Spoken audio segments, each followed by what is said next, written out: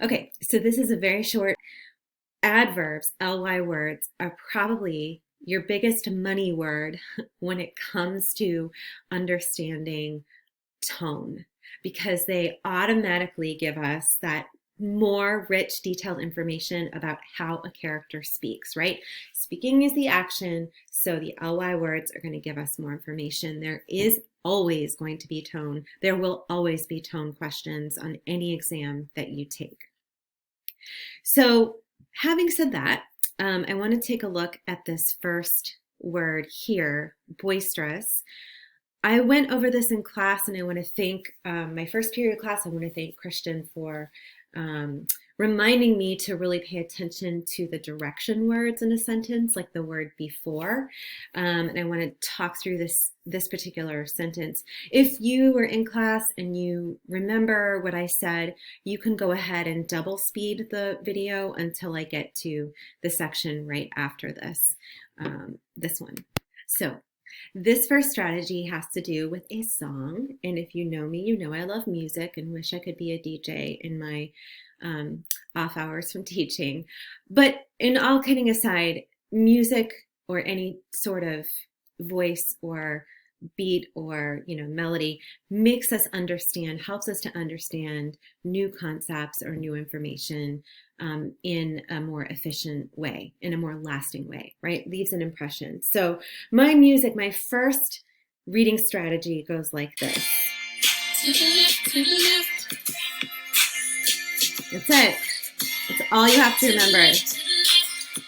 To the left, to the left. So there it is. So you take your word that you do not know and you first off remember to the left, to the left. You want to go to the left because the information that comes before the word is going to help us understand the word more. And so that may seem like, oh yeah, I totally get that. But when you're in the moment and you're trying to read and we get stuck, it's like, no, just remember Beyonce. To the left, to the left.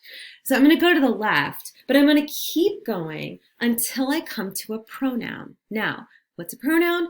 A pronoun is like they, them, right? So he, she, right? So who are the people? Who's the thing? Who are the actors? The actors are the subjects doing the action. So I'm going to go to the left, da, da, da, da, da, to the left, even more to the left, and I get to they.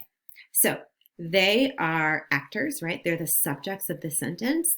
And then I want to probably go to the left, to the left, to the left until I find who they are. And the subjects of this section would be the children. Okay, fine. So I have the children. They gathered quietly for a while before they broke into, I don't know what that word is, play. In theory, I could read over that word and keep going. Children played. Got it? However, there will be more questions that will either say, what is the meaning of this word here, boisterous? Or tell me how they were playing. Or how did the children change from playing at first to playing at the end? Or tell me how the children changed over the course of the story. And so that's why it's important to understand this additional detailed word to describe how they played. So knowing to the left, we know it's about the children. We're going to keep going here. What Christian said in period 1 is so important. We need to find this time and place word. So before. This is huge. This is giving us like a huge clue. So we need to know something happened before something else, right? The word before is right there. So go to the left again. They were there quietly. Again, here's our money word, our adverb, our ly word, and that describes the children before something else. So we can determine, all right, if something happened, if A happened before B, B is going to be different than A. Again, everything comes down to simple math, right? Doesn't this sound like geometry class? But picture it, it's about relationships. A happens before B happens. They're not the same thing. So A is quiet and B is going to be different than quiet. So right away, in my mind, quiet, the difference, like what is the different version of quiet? Not quiet, of course, or loud. right? So if I then have that answer in my mind and I'm like, I don't know, maybe boisterous means loud, but I'm not sure. I'm going to go to my answer choices, A, B, C, and D, and I'm going to get rid of. Remember, when we go to our answer choices, we are looking for answers that we do not think are correct. You never want to look for the right answer. You want to cross out the answers that you pretty much can say, yeah, this is not correct. So if I think boisterous is loud, I'm going to check it against A, B, C, D, and I'm going to take out whatever else doesn't say loud. And so then I'm left with hopefully one or two answer choices, and then I can compare it and say, all right, so if they were quiet before they were loud, right? The other clue here is to the left, of course, of boisterous, and it says they broke into. So again, another clue, just like that word before. If I'm like this, and I break into a smile, right? So my face literally is one thing, and then I break into a smile, it changes. So it's something that is opposite of something else. When you break into something, you are literally doing something different and potentially for the first time. So yeah, the opposite of quiet seems to be loud. I check it, I choose the one word that is closest to loud, and I move on. The other way to view this is that, okay, I not only can answer the right answer in the multiple choice questions, but I will then be able to understand how the children potentially change throughout the story, right? Or at least in this one sentence. This sentence is really rich because it shows how the children changed from before to after. So that was all of that to figure out boisterous. No, but the things you want to remember, go to the left, to the left, but find the pronoun, because that word is describing the action of an actor. We need to find out who the actor is, or the subject, or the pronoun, right? And then you have to go back to figure out, well, who are they? And in this case, they is the children. And then we found this time and place word. That's huge. If you can find that, that's awesome. And we need to know that one thing happened before the next thing. And then we're using our context clue here, which is where they break into. All right, let's move on to the next one. So the next thing I want to talk about, again, are the ly words. So this is your, adverbs are like I said, the one word that you can skip over because potentially it's just a word that adds more information. But if you can understand the word, these are the words that are going to tell you about the tone of the passage, like what is the whole attitude of the passage, the tone of the characters in the passage, the tone of the speaker, the tone of the writer, etc. Because it's talking about how we talk, it's describing how we talk. For instance, this word here, reluctantly, right? If I'm thinking in my mind and I've heard that term used about maybe feeling reluctant, like I don't want to do something. So that's basically in my mind the frame of reference that I'm going to use to define reluctantly. It's an ly word. It describes the verb, right? I'm reading to the left of the ly word to look at the verb. So it talks about, and even to the left, then I get the children. So it talks about how the children are moving. So if I think in my mind, the very first thing I want to decide about a word is what is the overall feeling of that word. And what I mean by that is connotation. So I mean, how does the word make us feel in general? I call this word charge as well. So connotation here, the feeling that I get from here is a negative feeling. So I'm reluctant to do something. So I'm going to just keep that in my head. And as I read, I want to pay attention to other ly words to see how people are feeling, to see how people are moving, speaking, talking, doing, and then track that. If I notice a pattern where there's a lot of really negative feel words, ly words, and then all of a sudden it becomes positive, then I want to check it against what I know of the story to see if there's a change. Same thing goes for characters. If one character is connected to a lot of negative feel ly words, and then suddenly there's some positive ones, then I want to think about, is the character changing from feeling, speaking, tone that's negative to positive?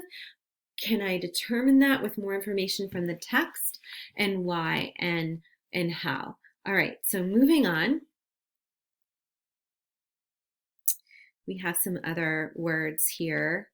I want to get to, well, the word ritual is super important to understanding the story. We talked about how it's a tradition. It's something that happens over and over again. It is like a routine.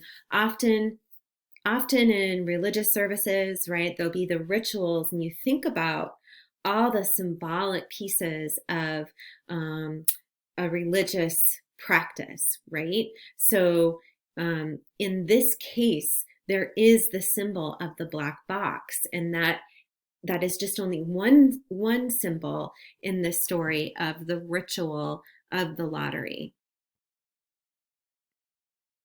Okay, we're going to go to paragraph 7. Again, if you were in class and you remember talking about perfunctory, then we're going to move on. You can double speed me or just fast forward until I get to the next section.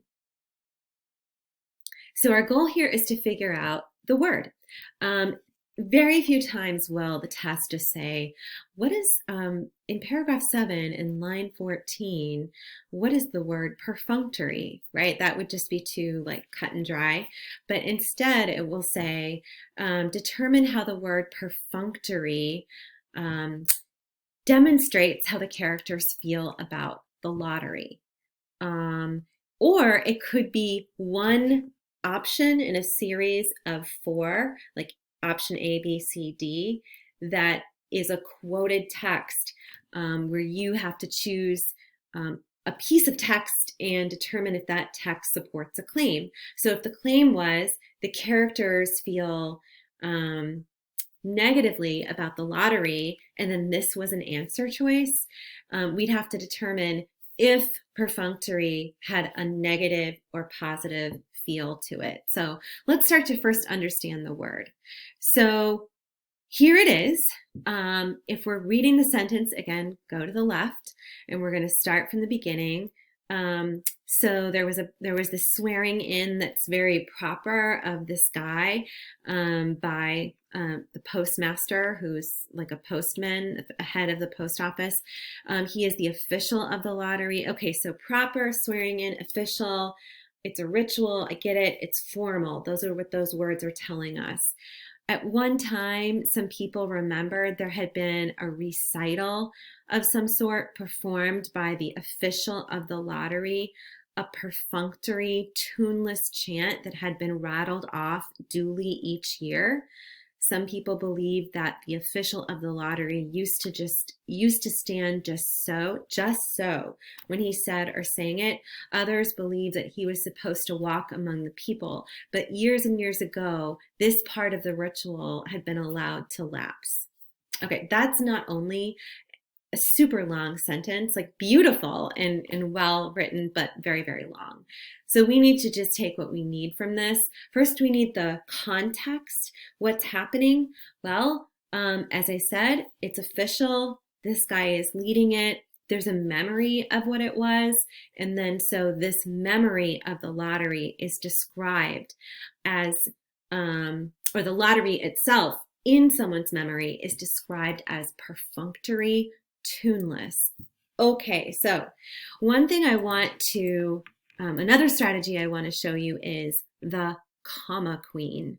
The comma queen is incredibly useful. We're going to find our commas. Here, it's like a double comma queen. Basically, okay, a comma gives us more information. Yes, we know that a comma means that it is adding something on, maybe as a list, like A, comma, B, comma, C, comma, or it is more information in a phrase or additional word. That's incredibly useful to you. please use your commas as gold. So the comma queen, like a drama queen, really brings it. And let me tell you why. What comes after the comma is either very similar to what comes before, or in the same feel zone, so the same connotation zone. So if I look to the right of what, if I look to the right of the comma, right, I see tuneless. All right, I don't really know what that means, but I know that less is automatically puts it at a negative word, a negative feel, right? I have less of something. Tune, I know that's like melody. It's something when you sing, so potentially positive over negative, right? But if you're without a tune, if you're without that music, yeah, it's going to make that positive tune word automatically negative. So again, what comes after the comma is similar to, synonymous with, the same feel as what comes before 90% of the time. So I know that what comes after the comma is negative. I go to the left, which is the word that we're trying to figure out. And that has like a negative feel to it as well, because tuneless does, so does perfunctory. Go to the left of perfunctory. Again, it's describing the lottery, right?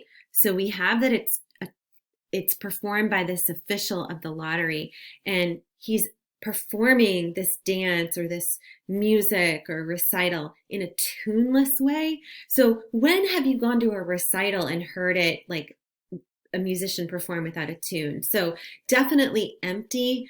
Then it continues a chant that had been just rattled off each year. Notice I skipped duly. I don't understand it. It's an ly word. Gives us more information. Yes, it would be helpful if I knew it, but let's just say I don't. I'm going to skip it, and I still get all these negative feel words, like it's without a tune, it's a chant that just like this. It's just rattled off, like we don't care. I'm going to rattle something off each year. And so I have that negative feel about perfunctory for sure. So right away, I'm going to go to my answer choices. If I'm doing a multiple choice test like MCAS or Illuminate, I'm just going to immediately look to eliminate things. Remember, you are the Terminator. You're going in to destroy. You're going into, I was going to say into illuminate. You're going into take it away.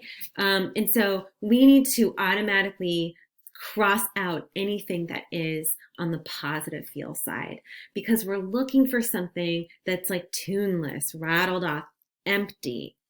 Okay, so once you do that, you'll be left with positive feel words. Once you do that, we need to, I think I just totally misspoke because it's 3:06 and I'm a little bit tired. But with perfunctory, we know that that's a negative feel word. So you're going to go into the A, B, C, D answer choices and eliminate anything that has a positive feel word, because now we're going to be left with hopefully one or two, right, answer choices that have that negative feel. And then we just need to compare it. If perfunctory, the additional information that it's matched with is empty, tuneless, rattled off each year, just like no thought in the world. It just happens.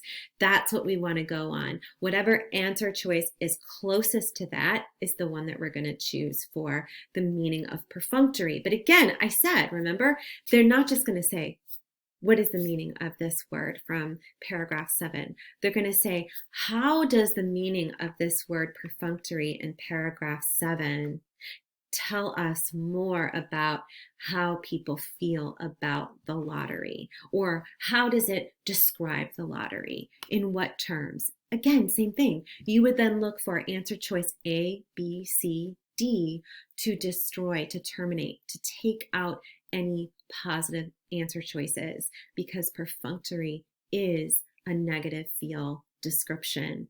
All right, so there we go. The next word we're going to take over is this crazy word. And if you were here for the lesson, then just speed me up or walk away, and I will spend a minute or two talking about this one. So let's test out our our strategies so far. We have to the left, we have ly words that are incredibly important, and then we have the comma queen. And so with this one, I think I can definitely say, yes, it's going to be an ly word, and that word is going to point me in the direction of tone.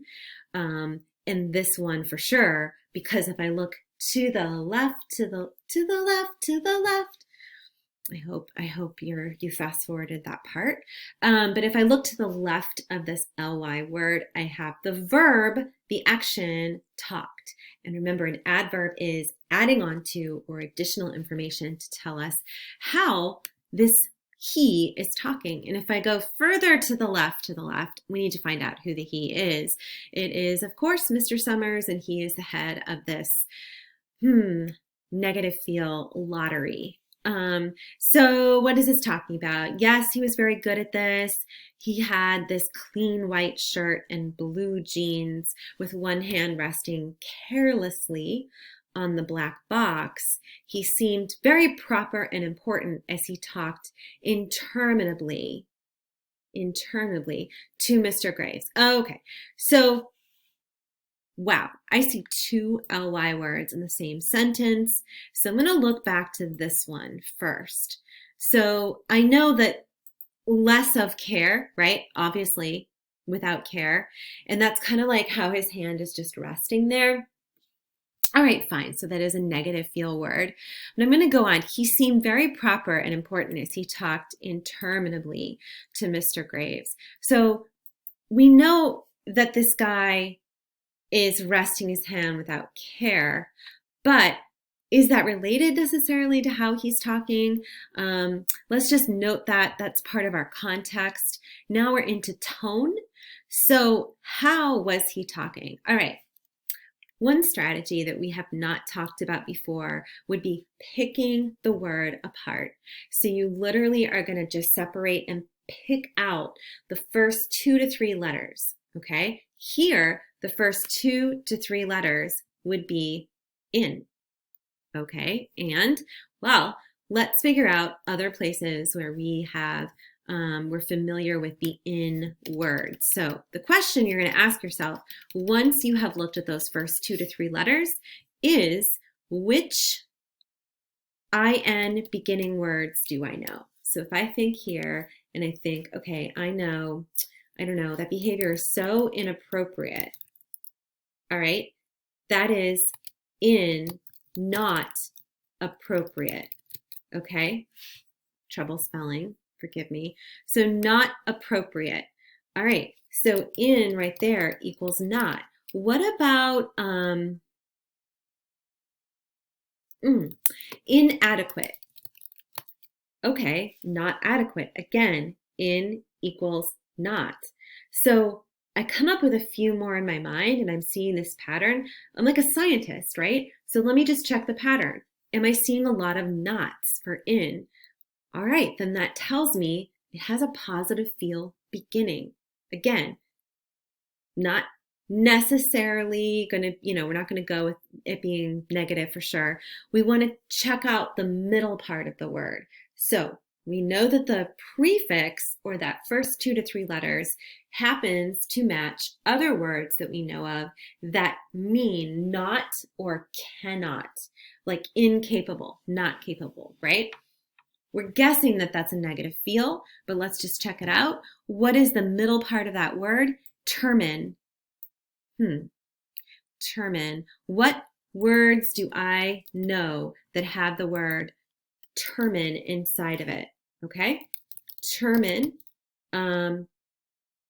Terminator. That is someone or something that ends something. Termination. I lost my job. I was terminated. I was fired.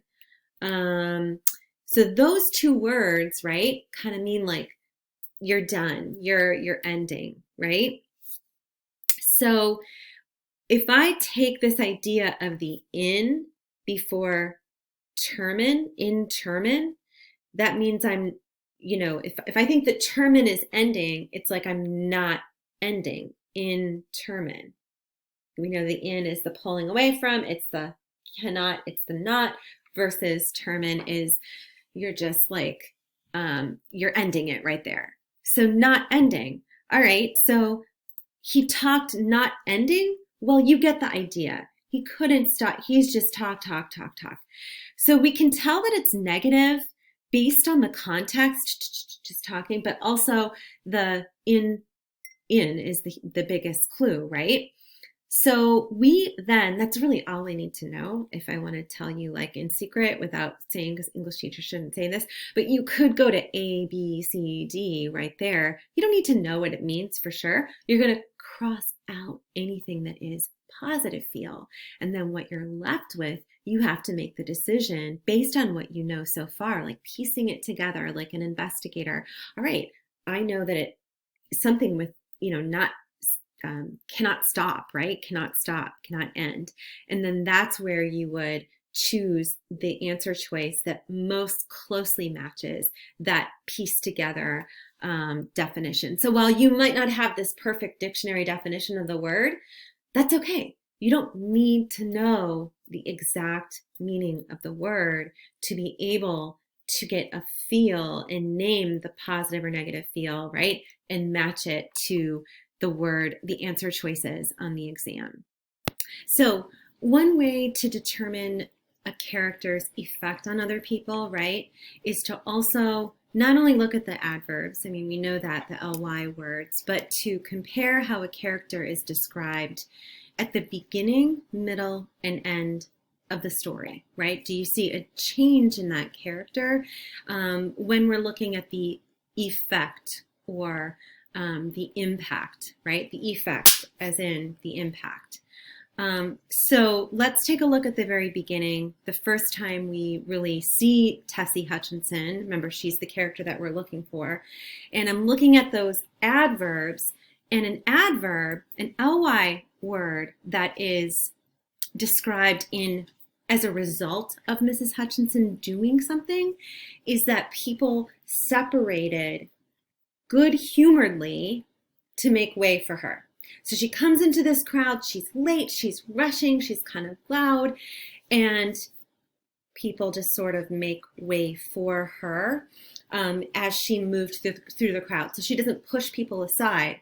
They actually make way for her good-humoredly. So if you were to get a question, how would you describe the effect Tessie Hutchinson has on other characters at the beginning of the story as compared with the ending of the story, right? You would then have to look at those ly adverbs, those words that describe verbs, and compare beginning to ending to see what that result on other people would be. So if we're kind of tracking it, and again, like a scientist, you approach this text and you think, okay, my assumption is, like my hypothesis or my guess is that if there's a positive feel ly adverb at the beginning, then I want to see if that's repeated to show that she continues to have this positive effect or people react to her in a positive way, right? Again, how do you tell that? Look at those adverbs, those ly words. So if we were to answer that question, we would then have to look at when she appears again and take a look at how people respond to her. For sure, a character that is dynamic, meaning a character that will change and evolve, right, is a character that is a important character in the text. So we definitely want to be on the lookout for that with Mrs. Hutchinson. And I would take a look at your feel words, your descriptions, and your ly words to see if that changes by the ending of the story, and then to figure out why it changes. And then finally, if you were with me, then just speed through this part, but we're taking a look at Old Man Warner, and that's paragraph 16, and right up above it, we need to read. So if a question tells you, who is Old Man Warner, right? You would want to find the first time that you see his name and then read up a little bit ahead of it so that you're just not reading that exact location the first time his name is mentioned. So he says, these pack of crazy fools. So he snorted, right? Which is also on the more negative feel instead of a positive feel. So right away, if you're going to describe the way that somebody speaks or reacts in that way, it sort of has like that animal quality that, so he's already kind of, his whole personality takes on a different view with that, the way that he did something with that word snorted. So he says, listen, nothing's good enough for young people.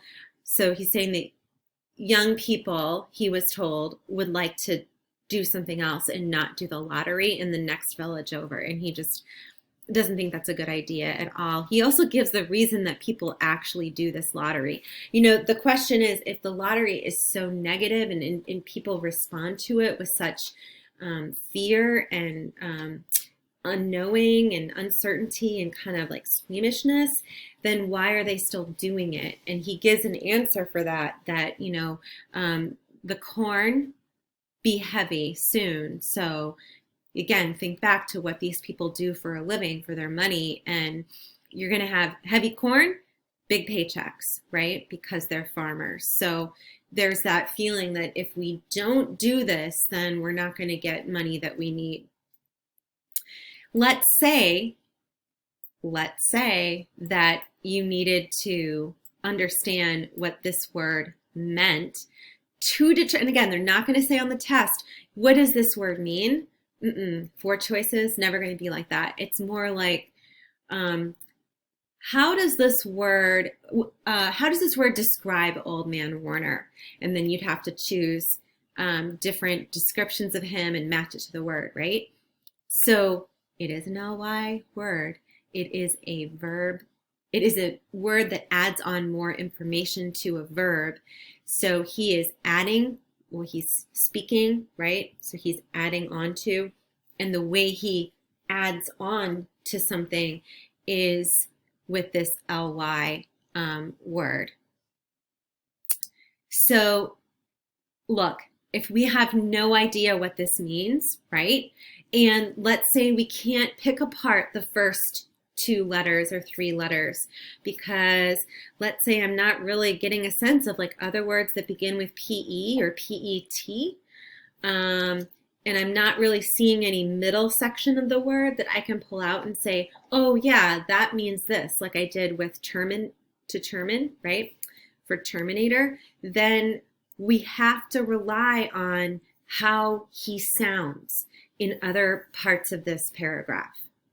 So if the first 2 letters prefix doesn't work, and if the middle section of that doesn't work, and I don't have a comma, so I can't really determine that there's something right after it that is, no comma queen stuff going on that means the same thing, then I have to rely on, yes, you guessed it.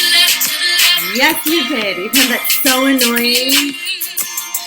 That's so annoying, but so powerful, because when you go to the left, and you actually have to keep going quite a bit to the left until you find who the he is, right? So back it up all the way to the beginning of the paragraph, and you go back to the he as Old Man Warner. We already know from looking at the very beginning that he is described as snorting, right? Instead of just breathing. So what else snorts? We have an animal, we have a pig. He's not described in very positive terms. And then let's figure out why. What does he sound like? What types of words does he use? So he's talking about crazy fools, the people who want to give up the lottery and try something new. They're crazy for wanting to try something new. They're a pack of fools. I mean, he's not very nice about that.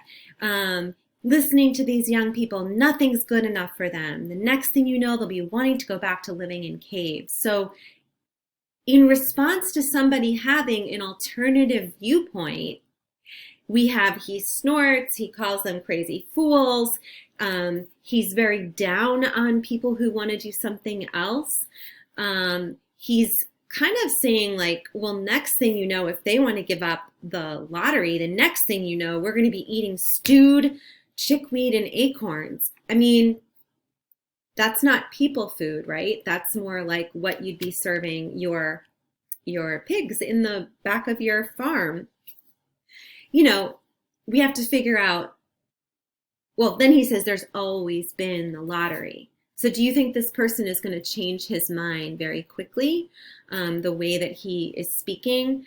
And he adds petulantly. So even if I have no clue what petulantly means, I have to then compare it to, as someone in my period one class said, so thank you, Trevor, the context and the tone. So the tone of Old Man Warner is he is angry. He's kind of stubborn. He's not open-minded. He's the opposite of open-minded.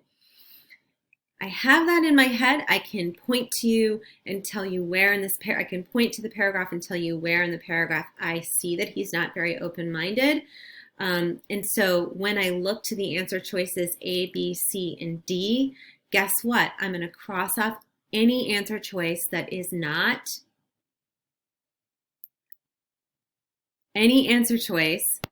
negative. So I want to cross off only my positive answer choices.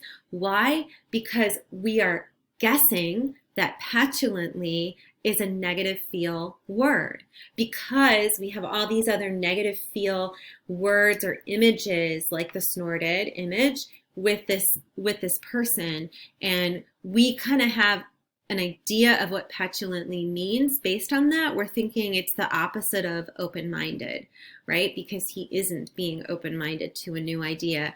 So A, B, C, D, cross off anything that is positive, like open-minded. That's not going to be it. And what we're left with, then we need to go back and think, okay, is it more this or is it more that? So the idea is that you want to get down to 50-50, two of the answer choices. The best way to do that is to cross out for your positive or negative feel words in your answer choices after going through the strategies that I talked about here. So as a review, what I would like for you to do is to be able to name your top strategies. If we're going to go through it quickly, it is to the left, I won't sing it, but it's that one. You can use that pretty much always. That's going to be there. There's always going to be something before. Either you're tracing back to find out the owner of the pronoun, who is he, who is she, who is they, right? Who is it, to find out who that actor is. That's the very first strategy. There's comma queen, when we know that on either side of the comma, you are going to have similar or even sometimes the same, like a synonym, but for sure similar feel words that come before and after that comma, that, on either side of that. And then we also have pull apart the first 2 to 3 letters of the word. Think, okay, what other words do I know that also begin with those letters? What do those words mean? And then what do I think those 2 letters mean, right? So with the in, it was like the cannot or not. And so that automatically makes it a negative feel word. Or pull out the middle part of the word if you know it, like we did with the terminator, okay, termin.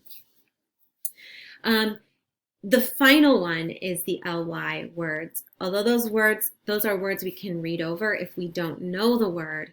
If we can figure out that word, that's going to help us to understand a lot of the tone, and especially when ly words are used around a verb and action that is a speaking action or a movement action, right? We can see a lot from tone in those words. So you will always be asked tone words, and it's important that you understand how to figure out what that word means. Like I still don't know the definition for petulantly. We still never really talked about that, but it kind of doesn't matter. You don't need to know the actual dictionary definition, because we do know, right? It's a negative feel, and it's going to be the opposite of an open-minded person who's open to new ideas.